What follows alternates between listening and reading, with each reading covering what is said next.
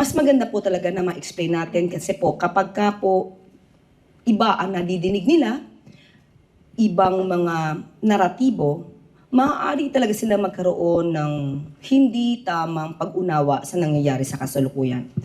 Kung nagkaroon po ng SONA, that's July, August, September, October, tandaan na po natin, marami na po ang nangyari.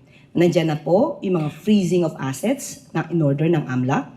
Nandiyan na rin po ang mga pagsasampa ng kaso. At nandiyan na rin po ang sinasabi nating immigration lookout bulletin orders na ibinigay. Bakit wala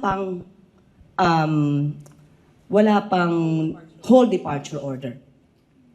Unang-una po, ang whole departure order, ang mag-i-issue po niyan ay korte.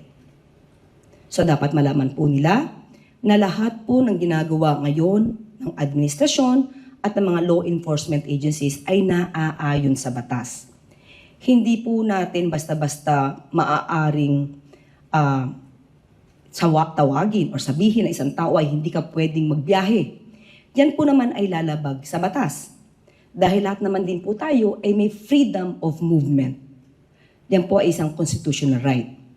So ang ibig sabihin, kapag ka naman nagpalabas na po ang korte ng warrant of arrest, ito po ay maaaring hilingin sa korte na mag-issue na po ng whole departure order.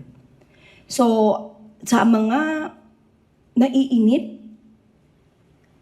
ang pamahalaan po ay nasa tamang pagkilos na naaayon sa batas.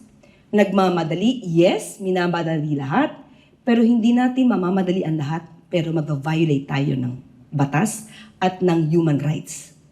So, hintayin po natin dahil may naisa pa na po, iyan naman din po ang pangako ng ombudsman. Magkakaroon rin po ng mga preliminary investigation considering na ang mga dokumento na naibigay sila, na na-file sa kanila, ay hindi na kinakailangan ng fact-finding at didiretso sa preliminary investigation.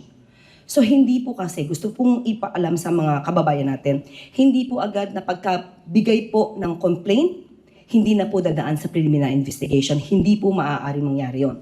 Pag kayo po ang nadimanda, sa lahat po ng bumabatikos o nagkikriticize ngayon, pag kayo po ang nadimanda, gugustuhin niyo po ba pagka-file ng complaint, hindi na kayo makalaga o makabiyahe? Yan po ay, kayo din po ay mabibiktima kapag wala pong due process. So isipin po natin, ang ginagawa ng pamahalaan ngayon ay may katugunan sa due process. Sino man ang madimanda, kayo man o ibang tao, basta due process po ang lagi nating papanatalihin na marespeto